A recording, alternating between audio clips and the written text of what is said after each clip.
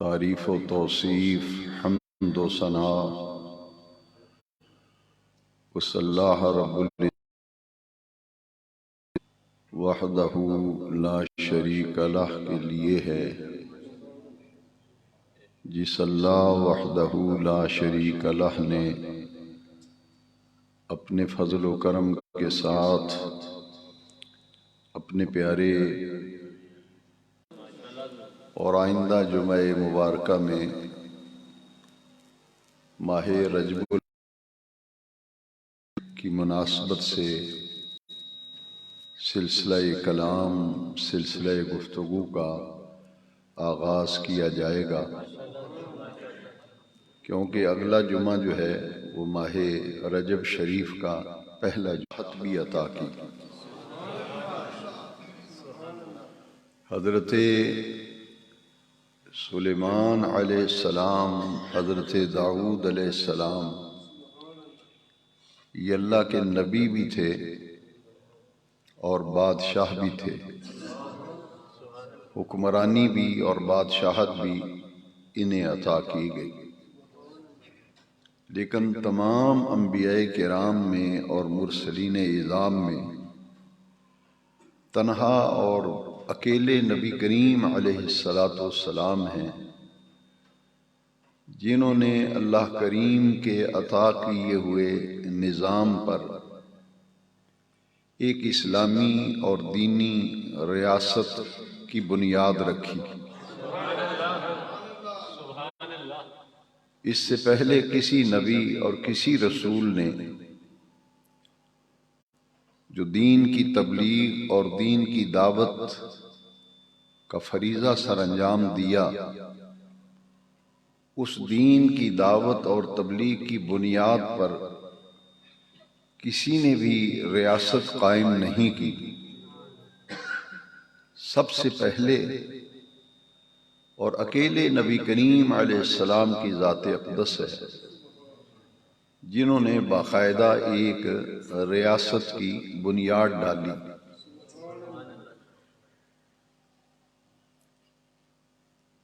اس خدا کی دھرتی پر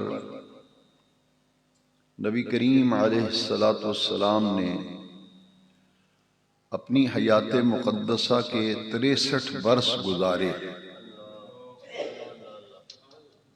آپ کی ولادت میلاد سے لے کر وصال تک پوری عمر مبارک 63 برس پر محیط ہے۔ 40 سال کی عمر مبارک میں حضور نے اپنی نبوت کا اظہار اور اعلان فرمایا، اور اعلان نبوت کے بعد 13 سال آپ نے مکہ جو تھا وہ یثرب، ہجرت مدینہ سے 2 سال پہلے یثرب کے کچھ لوگ حضور کی بارگاہ میں حاضر ہوئے اور انہوں نے اسلام قبول کیا، وہ مسلمان ہوئے، اسے عقبہ ثانیہ کہتے ہیں۔ اس میں 72 افراد تھے جو یثرب سے آئے تھے حضور کے ساتھ، حضور کی خدمت میں حاضر ہوئے تھے یثرب سے اور مسلمان ہوئے۔ میں آپ پر عرصہ حیات تنگ کیا جا رہا ہے، یہاں دین کی دعوت و تبلیغ کے لیے ماحول سازگار نہیں۔ اہل مکہ نے آپ کی دعوت پر توجہ ہی نہیں دی اور آپ کی دعوت و تبلیغ میں وہ رکاوٹیں ڈالتے ہیں، مصائب و آلام کے پہاڑ توڑتے ہیں، اور جو بھی کلمہ پڑھ لیتا ہے اسے سزائیں دیتے ہیں۔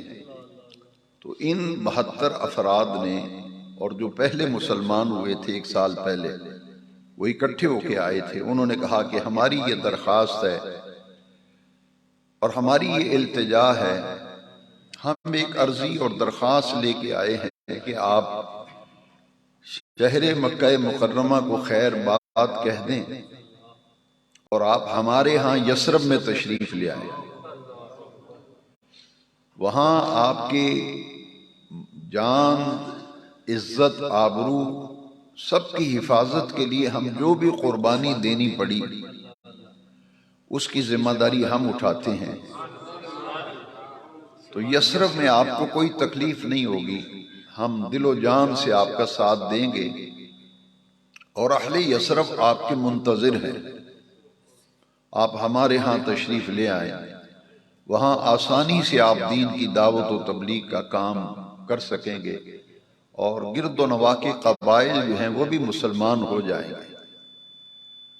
تو یہ جو 72 افراد آئے تھے، انہوں نے پھر حضور سے عرض کیا تھا کہ ہمیں کوئی ایسا شخص چاہیے، ایک ایسا معلم، تعلیم دینے والا، ایک مدرس کی ضرورت ہے جو ہمیں قرآن پڑھائے اور قرآن سکھائے، اور دوسرا کام وہ یہ کرے کہ لوگوں کو قرآن پڑھنے اور سیکھنے کے لیے تیار کرے۔ اس کام کے لیے ہمیں ایک آدمی کی ضرورت ہے، وہ ہمیں آپ عطا فرما دیں تاکہ وہ بستی یثرب میں جا کر ہمیں قرآن کی تعلیم دے، قرآن سکھائے، قرآن پڑھائے، قرآن کا درس دے، تعلیم دے، اور ساتھ میں وہ جو مسلمان ہو رہے ہیں ان کو اس بات پر آمادہ کرے کہ وہ قرآن سیکھیں، قرآن پڑھیں، قرآن سمجھیں۔ اس کام کے لیے ایک ہمیں مقری کی ضرورت ہے۔ مقری ایک ہوتا ہے قاری، ایک ہوتا ہے مقری۔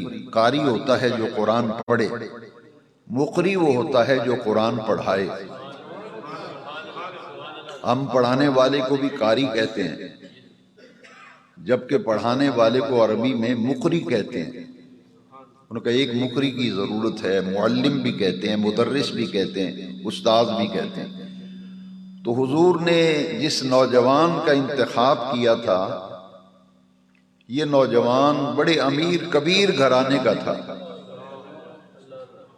اتنا امیر نوجوان تھا کہ اس زمانے میں اس کے کپڑے پیرس سے سل کے آتے تھے، اور بڑا اعلیٰ قسم کا عطر لگاتا تھا، خوشبو بھی بڑی دور دراز علاقوں سے منگواتا تھا۔ جس راستے سے گزرتا تھا لوگ اس کے پیچھے پیچھے صرف خوشبو سونگھنے کے لیے جاتے تھے۔ اس نوجوان نے جب اسلام قبول کیا، امیر کبیر گھرانے کا فرد تھا، تو اس کے والدین نے اس کے جسم سے کپڑے بھی اتار لیے، الف ننگا کر کے انہوں نے کہا کہ جا جس کا کلمہ پڑا ہے اسی سے کپڑے لے لے، یہ ہمارے کپڑے بھی اتار کے دے جا۔ حدیث شریف میں ہے کہ بالکل الف ننگا کر کے گھر سے نکال دیا۔ اب یہ نوجوان جو تھا، ان کا نام تھا مصعب بن عمیر رضی اللہ تعالی۔ یہ غزوہ احد میں شہید ہوئے تھے، اور حضرت امیر حمزہ رضی اللہ تعالیٰ عنہ کے قبر انور کے ساتھ حضرت مصعب بن عمیر کی قبر ہے رضی اللہ تعالیٰ۔ امیر ترین گھرانے کا فرد تھا۔ آپ اندازہ فرمائیں صحابہ کرام کی عظمت کا۔ آپ جس کو استنجے کے مسائل نہیں آتے وہ صحابہ پہ کتے کی طرح بھونکتا ہے۔ یہ وہ صحابہ تھے جنہوں نے اسلام قبول کیا تو کتنی قربانیاں دی، کپڑے بھی اتار لیے، ننگا کر کے نکال دیا۔ ان کے لباس کا حضور نے انتظام کیا۔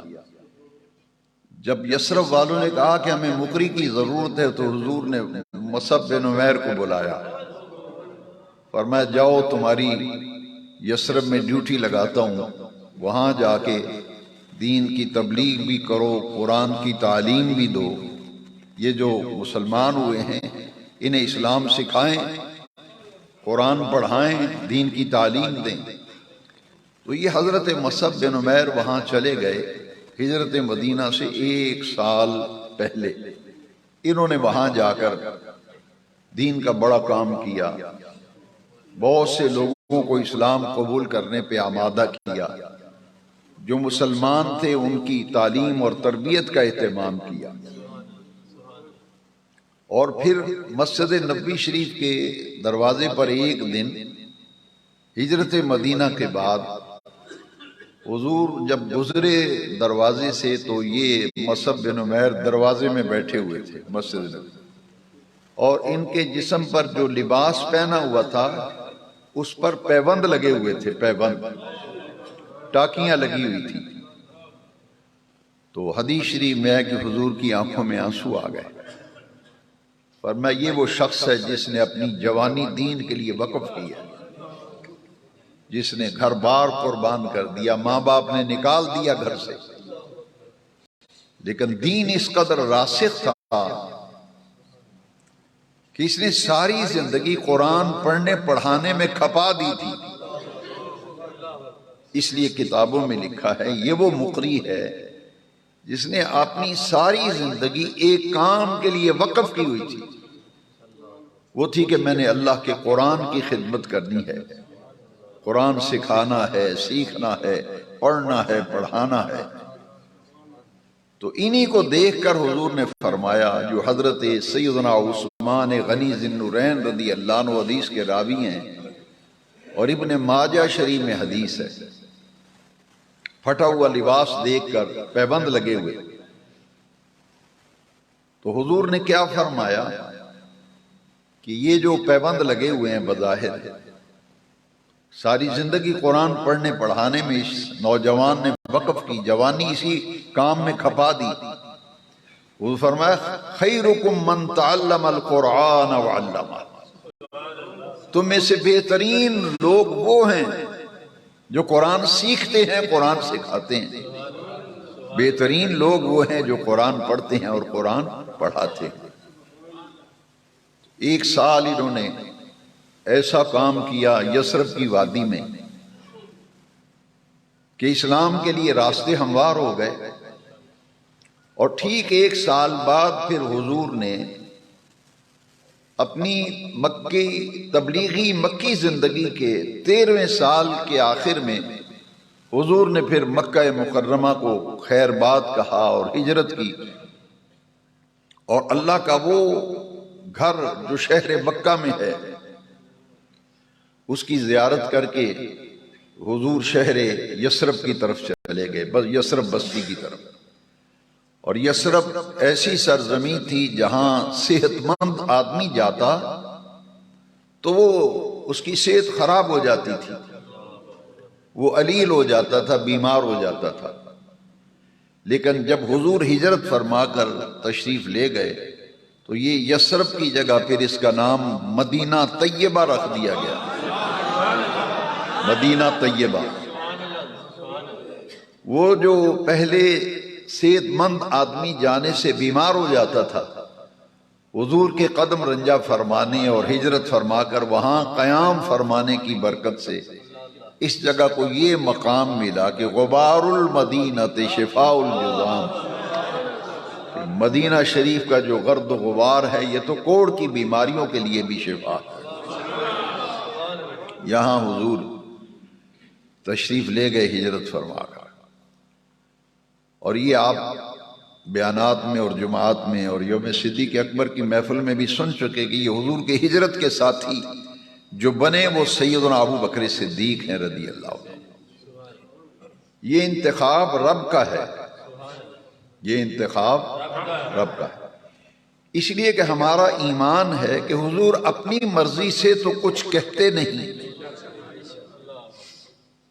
اپنی مرضی سے حضور کوئی لفظ اپنی زبان پہ نہیں لاتے، کیونکہ قرآن مجید کی آیت کریمہ ہے وَمَا يَنْتِقُ عَنِ الْهَوَىٰ إِنْ هُوَ إِلَّا وَحْيٌ يُوحَىٰ، کہ اپنی خواہش سے حضور کچھ نہیں بولتے، نطق بولنے کو کہتے ہیں، وَمَا يَنْتِقُ عَنِ الْهَوَىٰ، ہوا کہتے ہیں اپنی خواہشات، ذاتی خواہشات، حضور اس پر تو کچھ بولتے نہیں نہ کچھ کہتے ہیں۔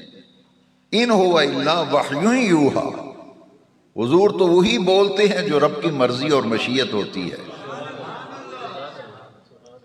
اس لیے جو انتخاب تھا ہجرت کے سفر کے لیے وہ حضور کا انتخاب نہیں تھا، بظاہر حضور نے منتخب کیا، لیکن در حقیقت وہ اللہ رب العزت کا انتخاب تھا، جیسا کہ قرآن مجید میں بتایا ثانی اثنین اذ ہما فی الغار۔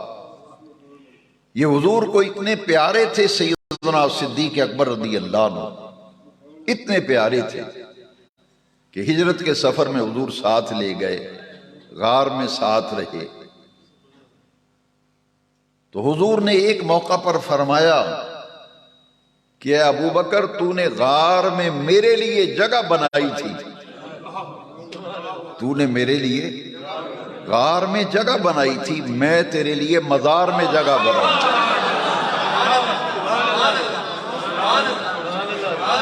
میں تیرے لیے مزار میں جگہ بناؤں۔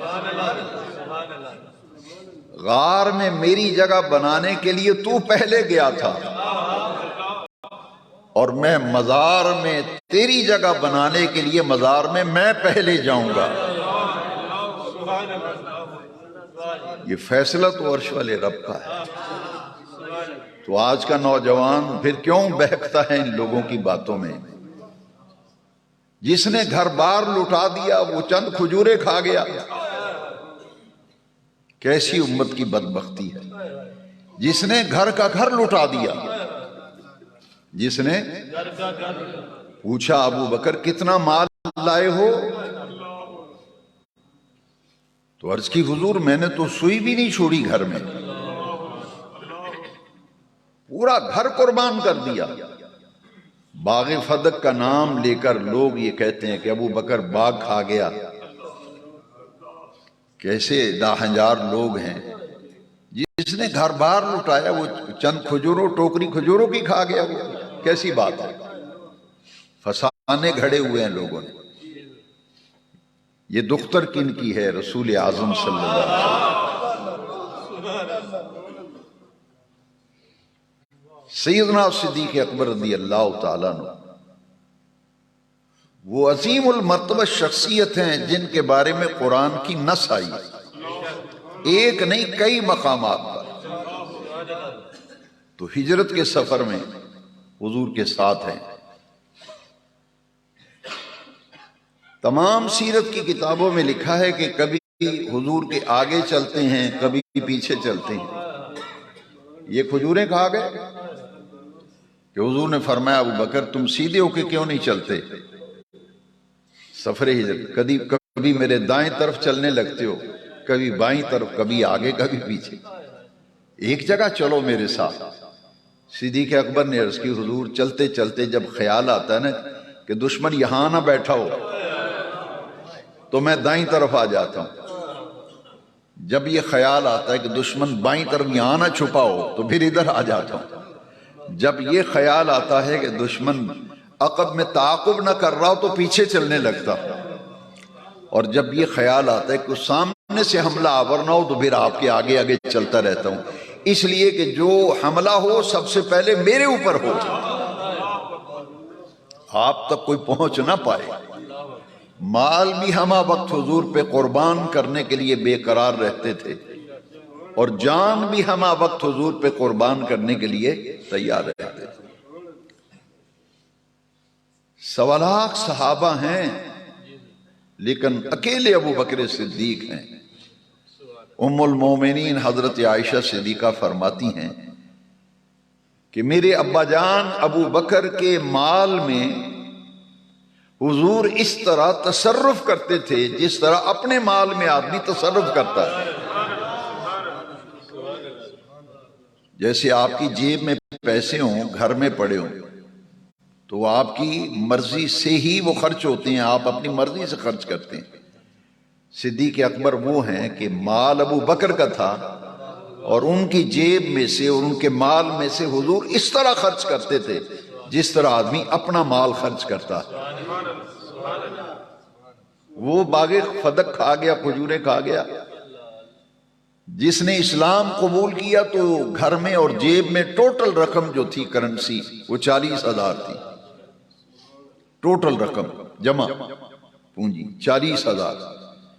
حدیث میں ہے فلما اسلم بس جب انہوں نے اسلام قبول کیا، مسلمان ہوئے حضرت ابوبکر، فَلَهُ 40,000 الف دینار، ان کے پاس 40,000 دینار جمع تھے، فَأَنفَقَهَا عَلَى رسول اللہ صلی اللہ علیہ وسلم، وہ سارے کا سارا حضور پہ خرچ کر دیا،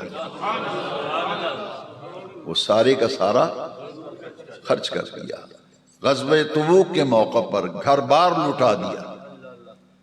حضرت عمر نے بھی کہا کہ حضرت عثمان بھی بیٹھے تھے، حضرت عمر نے حضرت عثمان سے کہا کہ بھائی عثمان، ہم قیامت تک خرچ کرتے رہیں تو ہم ابو بکر سے کبھی آگے نہیں بڑھ سکتے، کبھی بھی آگے نہیں بڑھ سکتے۔ ہر موقع پر مال خرچ کرنے میں ابو بکر پہلے نمبر پہ، سفر میں، خلوت میں، جلوت میں، ہر وقت ساتھ، یہاں تک کہ جبریل امین آئے حضور کی بارگاہ کہ حضور یہ ابو بکر آپ کو اتنا پیارا ہے، اتنا پیارا ہے، یہ کبھی آپ سے جدائی نہیں ہوا، رب نے فیصلہ کیا ہے مرنے کے بعد بھی جدا نہیں ہوگا۔ مصطفیٰ کے ہم سفر، مصطفیٰ کے ہم سفر، یہ تو وصال کے بعد بھی جدا نہیں ہوں گے۔ یہ انتخاب عرش والے رب کا ہے، یہ قبر میں بھی آپ کی آغوش میں آرام کرے گا۔ پھر ابو بکر کے بعد آپ کو عمر بہت پیارا ہے، تو مرنے کے بعد یہ جدائی نہیں ہوگی، عمر بھی وہی ہوگا۔ مولا علی کے صاحبزادے ہیں محمد بن حنفیہ، انہوں نے ایک دن حضرت علی سے یہ سوال کیا کہ حضور کے بعد سب صحابہ میں افضل کون ہے؟ تو حضرت مولا علی کرم اللہ تعالی وجہ کریم نے فرمایا کہ سب سے افضل اور سب سے بہتر حضور کے بعد تمام صحابہ میں اگر کوئی ہے تو وہ ابو بکر صدیق ہے۔ تو فرمایا ان کے بعد کون ہے؟ فرمایا ان کے بعد پھر عمر بن خطاب ہے۔ اب سوال الٹ دیا محمد بن حنفیہ نے، سوال پلٹ کے پھر کیا۔ پہلے پوچھا کہ حضور کے بعد افضل کون؟ مولا علی فرماتے ہیں ابو بکر۔ پوچھا ان کے بعد کون افضل؟ فرمایا عمر۔ اب سوال کو پلٹ دیا محمد بن حنفیہ، کہتے ہیں ابا جان پھر عمر کے بعد آپ افضل ہیں؟ پھر عمر کے بعد آپ افضل ہیں؟ مولا علی فرماتے ہیں نہیں، ایک ابھی رہتا ہے۔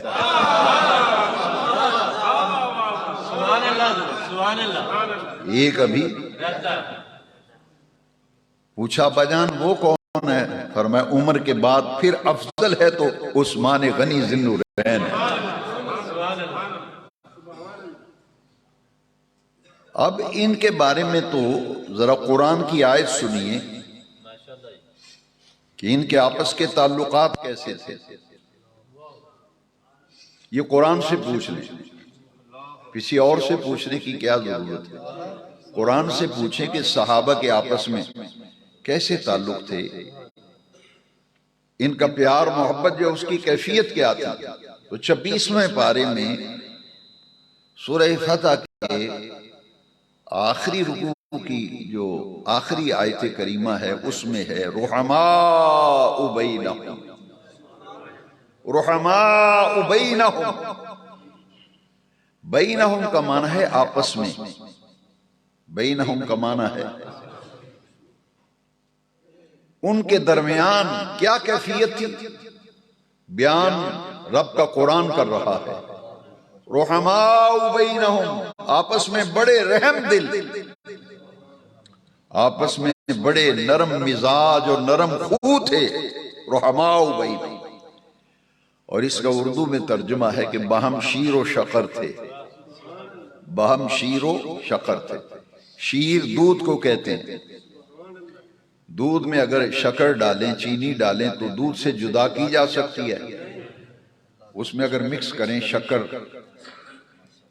یا چینی تو دودھ سے شکر جدا ہوتی، میٹھا دودھ سے جدا ہو سکتا ہے، یا دودھ میٹھے سے جدا کیا جا سکتا ہے۔ تو قرآن کہتے ہیں کہ صحابہ تو باہم شیر و شفر تھے، رحماء بینہم۔ ہاں جب کفر کے مقابلے میں آتے تھے نا، اگر کفر کے جو آپس میں رحم دل ہیں، نرم مزاج ہیں، نرم خو ہیں، جب کفر کے مقابلے میں کہیں ڈٹ جاتے ہیں تو قرآن نے کہا اشداء علی الکفار، پھر چٹان بن کر کفر سے ٹکرانے کے لیے ڈٹ جاتے ہیں۔ لیکن آپس میں جب بیٹھتے ہیں تو ایک دوسرے کے لیے بچھ جاتے ہیں۔ ہو حلقہ یاراں تو بریشم کی طرح نرم، وہ حلقہ یاراں تو بریشم کی طرح نرم، رزم حق و باطل ہو تو فولاد ہے مومن۔ یہ تو آپس میں بڑے نرم دل، نرم مزاج تھے صحابہ۔ سیدنا ابوبکر صدیق رضی اللہ تعالیٰ عنہ، حضرت عائشہ صدیقہ کیا فرماتی ہیں؟ جتنے بھی بیانات اس سال میں نے جمادی الثانی میں کیے ہیں، جن حضرات نے سنے ہیں، ان تمام بیانات کو اگر ذہن میں رکھیں تو سیدنا ابوبکر صدیق جو ہیں پوری امت میں، یہ میں پوری ذمہ داری سے یہ لفظ اور جملے بولنے لگا ہوں، صرف صحابہ میں نہیں، پوری امت میں، صحابہ سے لے کر آج تک تمام ایمان والوں میں سب سے زیادہ حضور کی محبت، امت میں سب سے زیادہ حضور کی محبت جس دل کے اندر تھی وہ صدیق اکبر کا دل ہے۔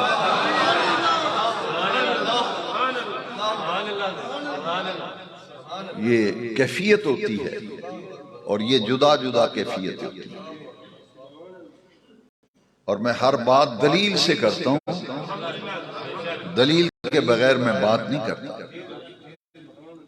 اب اس پر میں ایک دلیل لا رہا ہوں، اور وہ دلیل ام المومنین حضرت عائشہ صدیقہ کا قول ہے رضی اللہ عنہ۔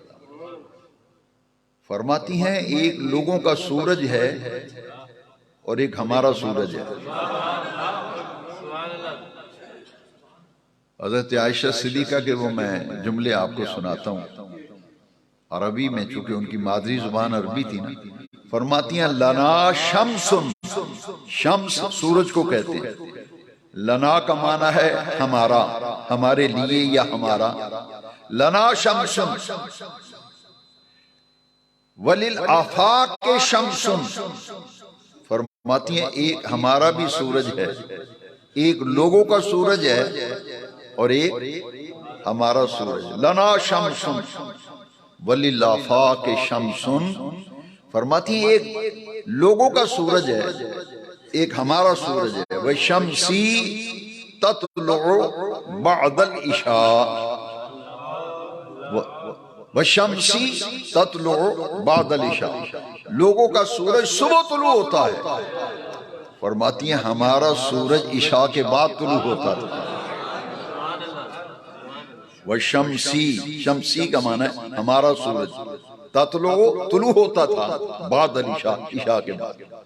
وہ سورج کون ہے؟ سیدنا صدیق اکبر رضی اللہ عنہ، حضرت عائشہ صدیقہ کے باپ۔ فرماتی ہیں ایک لوگوں کا سورج ہے، وہ تو صبح نکلتا ہے نا، سورج روشنی کرتا ہے، ہمارا سورج عشاء کے بعد طلوع ہوتا تھا۔ کیا مطلب؟ سارا دن حضور کی صحبت میں، سارا دن ابوبکر صدیق حضور کی صحبت، اور عشاء کی نماز پڑھا کر سرکار جب کاشانہ نبوت میں تشریف لے جاتے تو صدیق پھر اپنے گھر میں جاتے تھے۔ جب تک حضور موجود ہیں صدیق نہیں جاتے تھے، موجود رہتے تھے، تو عشاء کے بعد گھر جانے کا موقع ملتا تھا۔ اس لیے حضرت عائشہ فرماتی ہیں کہ وَشَمْسِي تَطْلُعُ بَعْدَ الْعِشَاءِ، عشاء کے بعد ہمارے ابا گھر آتے تو رات کیسے بسر ہوتی تھی؟ آرام سے سوئے رہتے تھے۔ فرماتی ہیں رات بھر وہ جو ایک رات کا حصہ حضور سے جدا رہنا پڑتا تھا نا، حضرت عائشہ فرماتی ہیں ہنڈیا چولہے کے اوپر چڑھائی ہوئی ہو، اور جب پانی ابلتا ہے نا، پرانے زمانے میں ہماری مائیں بہنیں جو ہیں وہ مٹی کی ہنڈیا پہ جب ہانڈی پکاتی تھی، میں نے بھی اپنے بچپن میں دیکھا، وہ ہنڈی جب ابلتی تھی اس میں سالن جوش کھاتا تھا تو اس میں آواز پیدا ہوتی تھی۔ حضرت عائشہ فرماتی ہیں جس طرح ہنڈیا چولہے پہ ہو اور اس میں سے کوئی چیز ابلنی ہو اس کی آواز آتی ہے نا، فرماتی ہیں میرے باپ ابو بکر حضور کی جدائی میں اس طرح ساری رات روتے رہتے تھے، ان کے سینے سے رونے کی آوازیں نکلتی تھی رات بھر، اور جیسے ہی فجر کا وقت ہوتا تھا تو ہمارے ابا کی جان میں جان آتی تھی اور حضور کی مجلس میں جا کے بیٹھتے تھے۔ تو حضور سے جدائی تو کبھی سیدنا صدیق اکبر رضی اللہ عنہ، پوری سیرت صحابہ پڑھ لیں، صحابہ کرام میں سے اکیلے ابو بکر نظر آئیں گے جو کبھی بھی حضور سے الگ نہیں ہوئے، اور سب سے چوٹی کی جو آپ کی خصائص ہیں، خصوصیات ہیں، ان میں سے چوٹی کی دو تین باتیں میں عرض کرتا ہوں کہ یہ حضور کے مزاج شناس تھے۔ ہر خطیب کا اور بیان کرنے والے کا الگ انداز ہے، پتہ نہیں میں آپ کو سمجھا پاؤں یا نہ پاؤں، لیکن میں قرآن و حدیث کے گہرے مطالعے کے بعد میں اس نتیجے پر پہنچا ہوں، مجھے کعبے کے رب کی قسم ہے 1.25 لاکھ صحابہ میں حضور کا مزاج شناس اگر کوئی تھا تو اکیلا ابو بکر صدیق تھا، مزاج شناس۔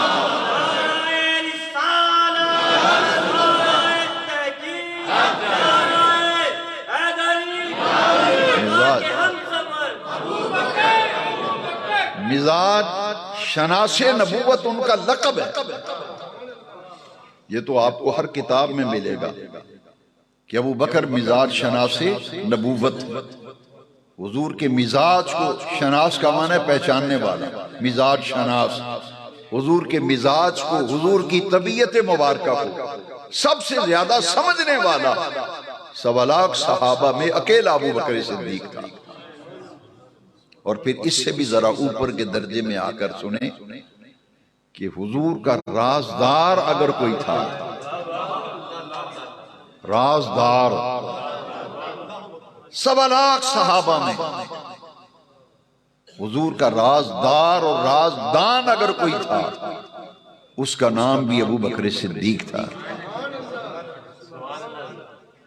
بندہ محبت میں آ کے کوئی بات ظاہر کر دیتا ہے، راز نکل جاتا ہے کسی طرح۔ سیانے لوگ کہتے ہیں جی کندہ نوی قانون دینا کہتے ہیں نا، لیکن اللہ کی عزت کی قسم میں ممبر پہ بیٹھا ہوں، قرآن و حدیث کا دامن تھام کے کہتا ہوں صدیق وہ ہے جس نے حضور کے راز کو سوئی کے ناکے کے برابر بھی کبھی آؤٹ نہیں ہونے دیا، اور کئی راز ایسے ہیں جو صدیق سینے میں لے کے قبر میں چلا جاتا ہے، کئی راز ایسے ہیں، میں اپنے آقا کی اس حدیث کو کیسے بھولوں؟ سرکار نے فرمایا بے نیاز رب نے میرے سینے میں جو کچھ عطا کیا تھا، میرے رب نے میرے سینے میں جو کچھ مجھے عطا کیا، میں نے وہ سب حکمت کے خزانے ابو بکر کے سینے میں انڈیل دیے ہیں، میں نے وہ ابو بکر صدیق کے سینے میں، یہ حضور کے رازدار، حضور کے مزاج شناس، ان کی لوگوں کو اب بھی نہیں سمجھ آئی۔ فرمایا ابو بکر تو غار میں بھی میرا ساتھی ہے، حوض کوثر پہ بھی میرا ساتھی ہوگا۔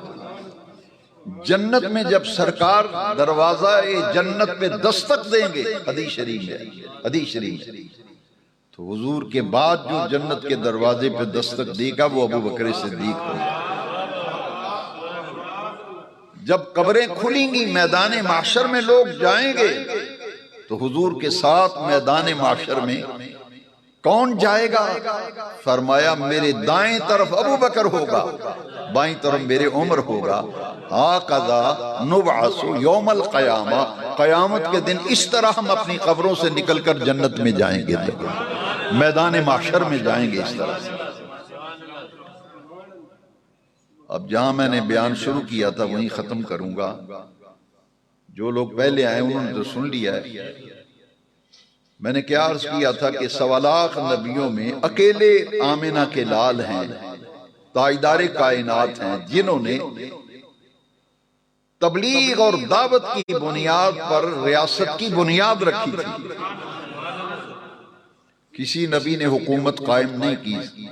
وہ الگ 2 انبیاء ہیں. کچھ انبیاء ایسے ہیں جن کو نبوت بھی دی گئی اور بادشاہت بھی دی گئی. نبوت بھی دی گئی اور بادشاہت بھی، بادشاہ تھے وہ. لیکن ریاست کی بنیاد تبلیغ کی بنیاد پر، ریاست کی بنیاد اپنی دعوت اور اپنی تبلیغ کی بنیاد پر 1.25 لاکھ نبیوں میں اکیلے حضور ہیں جنہوں نے اپنی تبلیغ اور اپنی دعوت کی بنیاد پر ریاست کی بنیاد رکھی تھی. اور جب وصال کا وقت قریب آیا، ہجرت کے 10ویں سال حضور نے حج فرمایا. ہجرت کے 10ویں سال، یہ 10 سال ہی تو حضور مدینہ شریف میں رہے. جب حج فرمایا تو آخری آیت کریمہ قرآن مجید کی میدان عرفات میں نازل ہوئی حج کے موقع پر. اس کے بعد نزول قرآن کی تکمیل ہو گئی، قرآن مکمل ہو گیا. یہ آخری آیت ہے نزول کے اعتبار سے. الیوم اکملت لکم، آج ہم نے تمہارے لیے تمہارے دین کو مکمل کر دیا. الیوم اکملت لکم دینکم، تمہارا دین مکمل ہو گیا. واتممت علیکم نعمتی، ہماری نعمتیں بھی آج تکمیل کے آخری مرحلے میں پہنچ گئی. وردیت لکم الاسلام دینا، اور ہم نے ایمان والوں کے لیے جو دین پسند کیا ہے اس دین کا نام دین اسلام ہے. اب یہ آیت نازل ہوئی اور حضور نے بتایا کہ یہ آیت نازل ہوئی، قرآن مکمل ہو گیا. حضرت عمر پھوٹ پھوٹ کر رونے لگے. صحابہ نے پوچھا اس میں رونے والی کیا بات؟ یہ تو خوشی کا موقع ہے. اس آیت میں تو خوشخبری ہے، دین مکمل ہو گیا، نعمت مکمل ہو گئی، ہمارے لیے دین اسلام پسند کر، تو رونے کی کیا بات ہے؟ حضرت عمر رونے لگے تھے. پوچھا تمہیں کیا بتا؟ رو اس لیے رہا ہوں کہ نبی جس مقصد کے لیے آتا ہے، نبی کو جس مقصد کے لیے اس کی بعثت ہوتی ہے، جب وہ مقصد پورا ہو جاتا ہے پھر نبی دنیا میں نہیں رہتا. انہوں نے کہا کہ یہ آیت بتاتی ہے دین مکمل ہو گیا، نعمت مکمل ہو گئی، جس کام کے لیے حضور آئے تھے وہ کام مکمل ہو گیا، لہٰذا اب حضور ہمارے درمیان زیادہ دیر نہیں رہیں گے. اس آیت سے پتہ چلا کہ حضور کا وصال جو ہے وہ بالکل قریب آ گیا ہے، دین مکمل ہو گیا ہے. جس مقصد کے لیے حضور آئے تھے وہ مکمل ہو گیا، اب حضور چلے جائیں گے، اب دنیا میں نہیں رہیں گے. چشم فلک نے دیکھا کہ حضرت عمر کی بات بالکل درست ہوئی. ذی الحج میں حج ہوتا ہے نا، 9 ذی الحج کو یہ آیت کریمہ نازل ہوئی تھی. اور اس کے بعد کون سا مہینہ ہے؟ محرم. اس کے بعد کون سا مہینہ ہے؟ سفر. سفر کے بعد ربیع الاول میں پھر میرے آقا کا وصال ہو. ذی الحج کے 20 دن، پھر محرم کا مہینہ، پھر سفر کا مہینہ. 2.25 مہینے کے بعد حضور کا وصال ہو گیا. تو حضرت عمر نے پہلے بتا دیا تھا کہ یہ آیت کا نزول بتاتا ہے کہ دین مکمل ہے، حضور تشریف لے جائے. اب بڑے غور سے سن لیں آخری بات کہ وہ ریاست 1.25 لاکھ نبیوں میں جو حضور نے جس ریاست کو قائم کیا تھا، جس ریاست کی بنیاد رکھی تھی، تو حضور تو دنیا سے جا رہے تھے. حضور دنیا سے، حضور نے بتا دیا تھا دین مکمل ہو گیا. اب ضرورت تھی کہ حضور کے بعد اس ریاست کے نظام کو کون چلائے گا، اس ریاست کو کون سنبھالے گا. تو ریاست کو سنبھالنے کے لیے، ریاست کا نظام چلانے کے لیے خلیفۃ الرسول کی ضرورت تھی کہ رسول اللہ کا وہ عظیم خلیفہ ہو جو حضور کے قائم کی ہوئی ریاست، اور اس ریاست میں نظام حکومت کیا تھا، نظام ریاست کیا تھا؟ وہ تو دین تھا جو حضور لے کے آئے۔ اس نظام سیاست کو کون چلائے گا، دین کون قائم کرے گا؟ کسی ایسے شخص کی ضرورت تھی جس پر کسی کا کوئی اختلاف نہ ہو۔ آخری باتیں غور سے سنیں، بڑی قیمتی بات۔ کسی ایسے شخص کو اگر حکمران بنا دیا جائے جو مختلف فی آدمی ہو، جس سے ہزاروں اختلافات ہوں، اس پہ لوگوں کا اتفاق نہ ہو، تو پھر گروہوں میں بٹ جاتی ہے قوم، پھر قوم گروہوں میں بٹ جاتی ہے۔ لہذا ایسے ایک ضرورت تھی شخصیت کی جو متفقن علیہ شخصیت، میرے لفظوں پہ غور کرنا، متفقن علیہ شخصیت وہ ہوتی ہے جس پر سب کا اتفاق ہو، کسی کا اختلاف نہ ہو۔ لہذا ایسے شخص کی ضرورت تھی جو حضور کے دنیا سے پردہ فرما جانے کے بعد حضور کا خلیفہ ہو، اسے خلیفۃ الرسول کہا گیا، جو نظام ریاست چلائے، اور حضور جو دین لے کر کے آئے تھے اس دین کو غالب کرنے کے لیے وہ حضور کا جانشین ہو، حضور کا جانشین، حضور کا خلیفہ۔ ایسے شخص کی ضرورت تھی نا، تو یہ انتخاب پھر کس نے کیا، اس پر میں تبصرہ نہیں کروں گا، میں صرف حدیث سناؤں گا، فیصلہ آپ اس سے کروائیں۔ جو سب سے بڑا مفتی ہے نا، اس سے فیصلہ۔ یہ جھگڑے خلافت کے لوگوں کو گمراہ کیا ہوا ہے۔ ایسے شخص کی ضرورت تھی جس پر کسی کا اختلاف نہ ہو۔ اب جب حضور کا وصال قریب آیا تو وصال سے 3 دن پہلے، کتنے دن پہلے؟ صرف 3 دن پہلے، اللہ اکبر، صحابہ نے تو کبھی سوچا بھی نہیں تھا کہ حضور مسجد میں نہیں آئیں گے، لیکن پوری اعلان نبوت کے بعد 23 سالہ زندگی میں یہ پہلا موقع آیا تھا کہ حضور اپنی ظاہری حیات کے 3 دن آخری جو ہیں یہ مسجد میں تشریف نہیں لا سکے۔ علالت غالب آ گئی، نکاحت اور کمزوری بہت غالب تھی، کیونکہ جانے کا وقت آ گیا تھا، انتظام سارے مکمل تھے۔ تو جب حضور تشریف نہیں لائے مسجد میں تو صحابہ کرام رونے لگے، کیونکہ حضرت بلال کا یہ طریقہ تھا کہ اذان کہہ کر مسجد کے حضور کے گھر کے دروازے کے سامنے جا کے عرض کرتے تھے حضور نماز کے لیے صحابہ جمع ہیں۔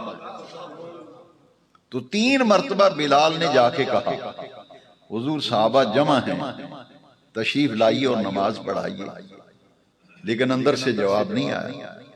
جب جواب نہیں آیا تو صحابہ کے خیالات کہیں بہت دور چلے گئے، بہت دور چلے گئے، صحابہ رونے لگے۔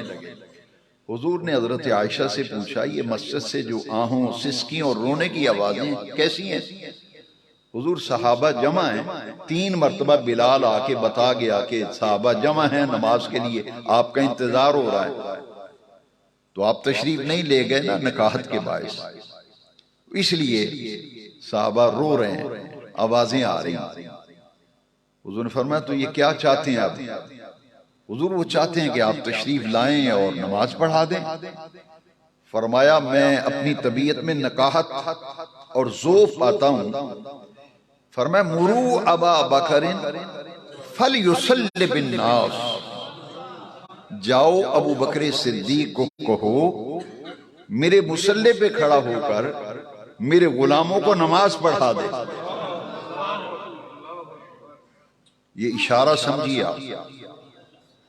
حضرت عائشہ صدیقہ نے کہا حضور میرے باپ رقیق القلب ہیں، وہ تو نماز نہیں پڑھا سکیں گے، وہ تو آپ کی جدائی برداشت نہیں کرتے، باپ میرے ہیں، میں جانتی ہوں وہ غش کھا کے گر جائیں گے۔ حضور نظر ثانی فرمائیں، کسی اور کو امام مقرر فرما دیں۔ حضور نے فرمایا یا باللہ والمومنون الا ابا بکر، یا باللہ والمومنون الا ابا بکر۔ میرے آقا نے فرمایا عائشہ میں کیا کروں، کسی اور کی ڈیوٹی کیوں لگاؤں؟ ابو بکر کے ہوتے ہوئے کسی کے امام بننے پر نہ عرش والا راضی ہے نہ فرش والے راضی ہیں۔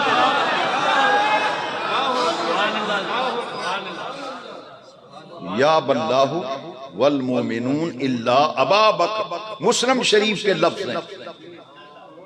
عائشہ میں کسی اور کو امام کیسے مقرر کروں؟ ابو بکر کے ہوتے ہوئے کسی اور کے امام بننے پر نہ اللہ راضی ہے نہ ایمان والے راضی ہیں، نہ فرش والے راضی ہیں نہ عرش والا راضی ہے۔ نماز پڑھائے گا تو ابو بکر پڑھائے گا۔ 5 منٹ زیادہ ہو جائیں گے کیونکہ آج اسے مکمل کرنا ہے مضمون، 5 سے بھی کم منٹ لگاتا ہوں۔ اب جب فرمایا ہاں ابو بکر میرے حکم سے میرے مسلح پہ کھڑا ہو جائے، متفقون علیہ شخصیت کی ضرورت تھی نا، فرمایا نماز پڑھائے گا تو ابو بکر۔ ادھر صدیق اکبر حضور کے حکم سے نماز پڑھا رہے ہیں، صحابہ پیچھے نماز پڑھ رہے ہیں۔ اللہ اکبر، میں نے زندگی میں پہلی مرتبہ یہ روایت پڑھی اور بیان بھی پہلی مرتبہ۔ جبریل آ گئے اور عرضی حضور جس امام کو آپ نے مقرر کیا ہے نا، ٹھیک ہے آپ کی طبیعت بڑی کمزور ہے، نکاہت ہے، آپ اٹھنے کی ہمت سقط نہیں فرما رہے، لیکن حضور میں آیا ہوں رب کے حکم سے، ذرا جا کے دیکھیے تو صحیح آپ کا مقرر کیا ہوا امام مصلی پہ سجدہ کیسے ہے۔ حضور آئیے تو صحیح، زندگی میں پہلی مرتبہ بیان کرنا، پڑھی پہلی دفعہ۔ حضور چلیے تو صحیح ذرا دیکھیں۔ فرمایا جبریل مجھ میں تو اٹھنے کی ہمت نہیں ہو رہی، حضور میں جو آیا ہوں اللہ کا پیغام لے کے آیا۔ حضور اٹھے، وضو کیا، وضو فرما کے جبریل امین سرکار کو پکڑتے ہیں اور دروازے پر لاتے ہیں۔ حضور نے یوں کر کے دیکھا نا تو حضور کے سگے چچا عباس ابو بکر کے پیچھے نماز پڑھ رہے ہیں۔ یہ وہ چچا جن کو حضور نے فرمایا یہ میرا چچا ہی نہیں میرا باپ ہے، حضرت عباس۔ حضور نے پھر یوں کر کے دیکھا تو پیچھے مولا علی، پھر یوں دیکھا کہ میرے مقرر کیے امام کے پیچھے کون کون پڑھ رہا ہے، دیکھا تو حسنین کریمین پیچھے، دیکھا ابو عبیدہ بن جراح پیچھے، پھر دیکھا سعد ابن وقاص پیچھے، پھر دیکھا تو طلحہ پیچھے، حضور کی پھوپھی کا بیٹا زبیر پیچھے۔ میرے آقا نے دیکھا سبھی پیچھے کھڑے ہیں، کوئی پیچھے نہیں رہا، سارے ہی پیچھے کھڑے ہیں۔ فرمایا ابو بکر آگے باقی سارے پیچھے۔ حضور خوش ہو گئے، حضور خوش ہو گئے، حضور خوش ہو گئے اور نماز پڑھائے گا تو اس ریاست کا نظام چلانے کے لیے اگر کوئی شخصیت تھی متفقن علیہ تو وہ کون تھی؟ سیدنا ابو بکر۔ لو جی آخری بات، مولا علی کا قول، یہ خلافت پہ جھگڑتے ہو ویسے کرتے ہو، یہ اب وہ تو جنت میں چلے گئے، خلافت کر گئے، تمہارے جھگڑے سے کیا ہوگا؟ مولا علی کا قول سن لے ذرا، کان کھول کر دل پہ نقش کریں۔ مولا علی نے فرمایا جب سیدنا صدیق اکبر خلیفۃ الرسول کا منصب آپ نے سنبھالا نا تو مولا علی نے فرمایا شیر خدا کرم اللہ تعالی وجہ کریم، فرمایا نبی کریم نے ابو بکر کو ہمارے دین کی امامت کے لیے چنا تھا، ہم نے اپنی دنیا کی امامت کے لیے بھی چن لیا ہے۔ وآخر دعوانا